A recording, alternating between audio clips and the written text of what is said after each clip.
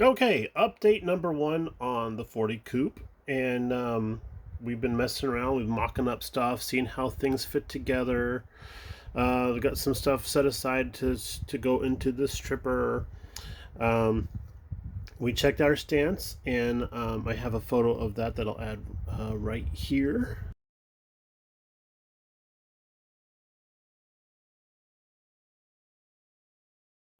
But yeah, I really like the stance. It looks good. It's a little rough and ready right now. We're gonna have to do a lot of sanding on the kit. No problem. It's an older issue. I believe it was uh, one of our YouTube buddies there. I want to say it was Rick Zink that mentioned that this was. He said this was an old friend of a kit, so I was like, I can see why, because the options that we have both with the kit and aftermarket are just astounding. And Ron Stewart said that this kit is mold is from the '60s, so that's why it's a little bit rough. I'm not quite sure what issue I have. Let me just take a look at the box art here real quick. And oh, this is from 1993, so halfway through its run. um, but we were debating on the engine. I was checking out the nail head. I thought that looked pretty cool, but I've only done one flathead in my entire model building career, and it turned out really, really well. It was for our friend Cindy, who we did the I think it was a 1939 Woody, and it had like a hopped up flathead in there and everything. So I thought, I've only done one flathead. Let's go ahead and do this guy as a flathead. I did some reading about it and found out this is the 24 stud. It came out in 1938, I believe, 1938, 1939, and this guy is rated at about 90 horsepower and 155 torques. So that's, I mean, that doesn't sound like a whole lot today, but back then, I'll bet that was hot. Um, this one does have the molded on wiring, if we can see it ever so slightly in the background there. That's kind of cool, but I've never wired a flathead engine before, so I want to try that. So we got the Oh, that moved gently. We got the distributor up here molded in place and everything, so we're going to try and do like a pipe that comes down the side, and then see if we can't have little holes in the pipe, and then some wire coming out to the actual spark plug tops that are molded very, very nicely on this, and see if we can go from there. So there we go. That's the plan for that guy there. I got a color picked out for the engine block, which is going to be this cobalt green. It's a little bit bluer on camera than it is in person, but yeah, that looks a lot like the photos I've been seeing of it. I've seen the engine block in like a navy color and then the cobalt green, and I still haven't found a body color yet. I'm leaning towards this guy, but it's not quite as blue as I would like it to be, so I got to do a couple of spoon tests and see how we do.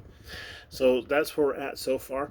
Also, something we discovered while goofing around with the kit is that, of course, it has the single molded in exhaust system, but it also has the optional, you can add them on yourself, dual exhaust system.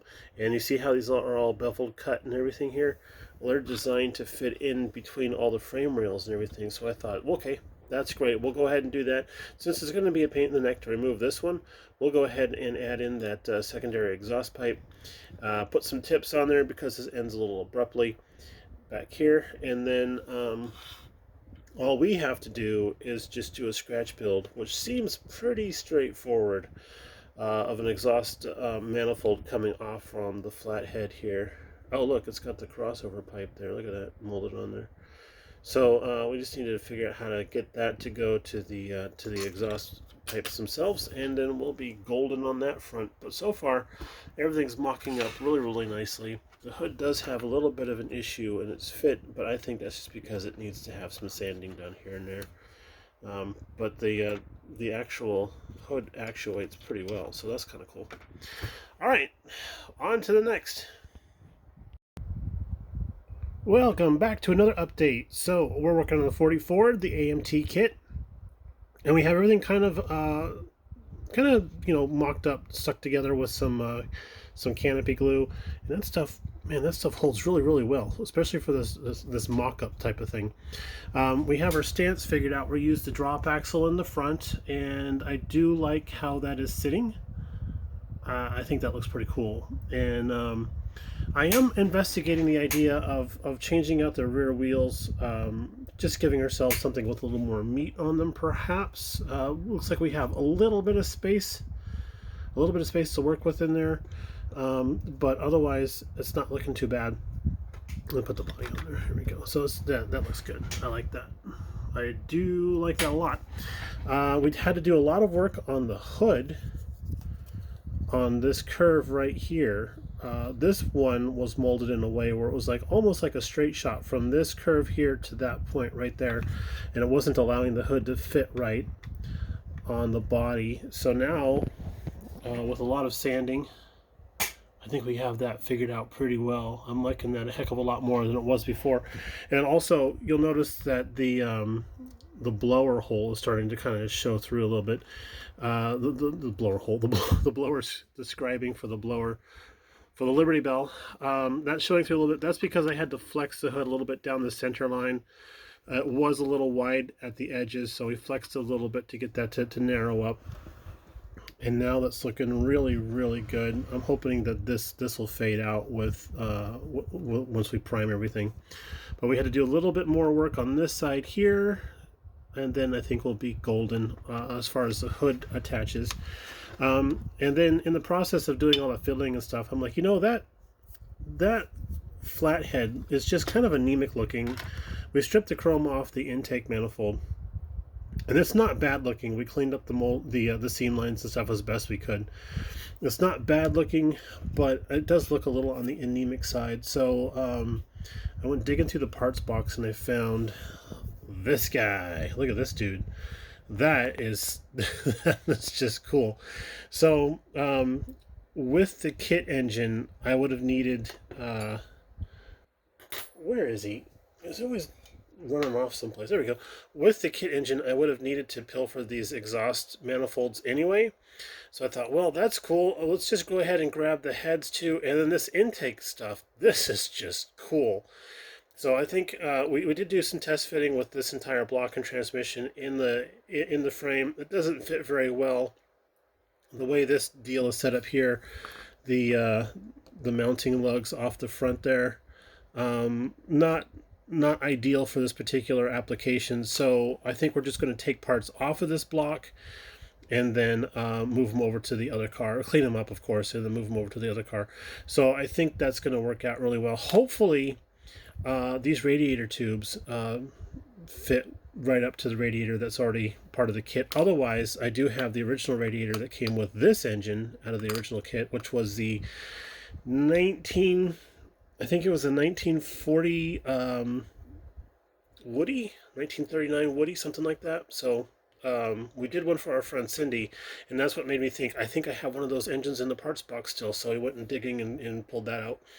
So yeah, hopefully if this guy doesn't match up and everything, then we can use this radiator. It does fit right in pretty well, as a matter of fact. I have the kit one glued in place now for mock-up, but this guy here does fit in there pretty well, and the hood does close over it. So either or, we have options. It's nice to have options. And speaking of options, what we did was we actually sliced off, and it's not very pretty. We'll have to clean up some of those cuts, but we did slice off the door cards so that we can get in there and detail those better. And yeah, look at that slice. So this was not the ideal type of kit to try this particular technique on because of the way it narrows and curves and all that stuff. This would be a lot better for something like a Camaro or a Mustang where everything's square and rectangular and all that stuff. So almost a good idea. We'll see if we can't salvage that in the upcoming days. But this is all we got left from our chrome tree, and we're just going to clean up all the little lugs and stuff on those bits. I really like how those beauty rings look. And then everything else is ready to go. And then over here is our nail head. We have that sitting on the stand. We're just kind of goofing with, we have that all glued up in a mock-up fashion. I intend to paint all that stuff. The valve covers, I stripped those, but they're just sitting on there. I think I'll just paint those in a dull aluminum. And then yeah, there we go. But yeah, that 560 canopy glue, this stuff, this here, this is the Zap version of it, but it's Formula 560. I really like this stuff. It dries quickly and it's very strong. So as a matter of fact, it is so strong that I attribute the survivability of that Cobra kit to this glue, because I did all the final assembly with that canopy glue, and you guys saw the results after dropping that. It fell off the little stand, which was about 3 inches high, and it was standing on top of the of this laptop here, down to the deck. So that was about 6 inches all total. So it took a 6-inch tumble, and nothing fell off of it. So that is my testament to that Zap canopy glue. All right, well, enough of that. On to styrene. Oh, yeah, look at this. Look at all this styrene. This is all from the kit. So we had to do a lot of shaving stuff on the hood and re-radiusing the wheel openings, because those weren't symmetrical. So we got that all sorted out. That was a technique that I had learned from my dad a long time ago, where if the wheel opening wasn't large enough, you take the tire, wrap some sandpaper around it. I did 220 grit, and just rotate the wheel back and forth inside. You know, just keep turning it back inside the wheel opening, and that'll open it up in a nice symmetrical way, so that you don't have a flat spot here or there. And I think those look really good. I still have just a hint of a flat spot right here, but I like it. I'm not bad. It's not bad. So there we go. All right, we'll check in a little bit later.